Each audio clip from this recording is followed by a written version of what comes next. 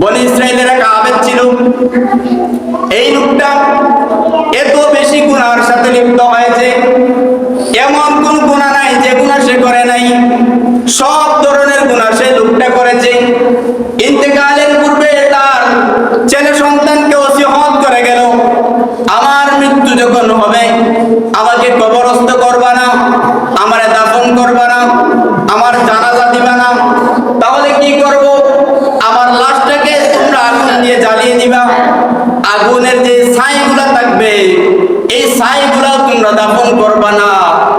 একটা অংশ তোমরা সাগরের পানির মধ্যে ভাসাইয়া দিবা, আরেকটা অংশ তোমরা বাতাসের সাথে উড়াইয়া দিবা। একটা ছাইও যেন আমার এরিয়ার মধ্যে না থাকে। একটা অংশ ছাইয়ের একটা অংশ তোমরা সাগরের মধ্যে পানির মধ্যে ভাসাইয়া দিবা, আরেকটা অংশ তোমরা বাতাসের সাথে তোমরা উড়াইয়া দিবা। এই লোকটা মৃত্যুবরণ হয়ে গেল। তার ওসিয়ত মোতাবেক ছেলে সন্তানরা দাফন করে নাই। তার লাশটাকে আগুন দিয়ে জ্বালিয়ে ফেলে তার ছাইগুলা দুইটা অংশ করলো। একটা অংশ আগুন দিয়ে, একটা অংশ বাতাসে উড়াইয়া দেয়, আরেকটা অংশ জলের মধ্যে পানির মধ্যে ভাসাইয়া দিয়েছে। দুইটা অংশ দুই দিকে চলে গেল। রাতের বেলা যখন আল্লাহ রাব্বুল আলামিন এই বান্দাকে ডাক দিয়ে বলেন, বান্দা শুন, তুই এমনটা কেন করলে? দুনিয়ার সব মানুষকে মানুষ দাফন দেয়, কিন্তু তোর দাফন দিতে তুই নিষেধ করলি কেন? এই লোকটা ডাক দিয়ে বলে, রব্বুল আলামিন, আমি এমন কোন গুনাহ নাই যে গুনাহ আমি করি নাই। রব্বুল আলামিন কিয়ামতের ময়দানে আমি কি জবাব আপনার সামনে দিব? এই ভয় আমি চিন্তা করলাম, আমার এই গুনাহের জন্য হয়তো ক্ষমা আমি পাইব না।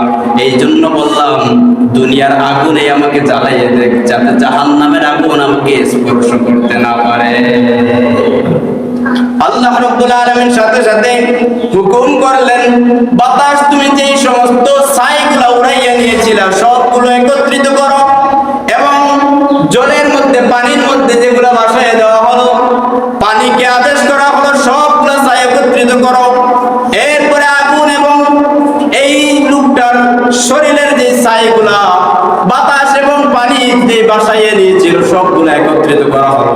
আল্লাহ তাআলা হুকুম করলেন, এই লোকটার আকৃতি যেভাবে ছিল আবার এই আকৃতি পুনরায় ফিরাইয়া দেওয়া হোক।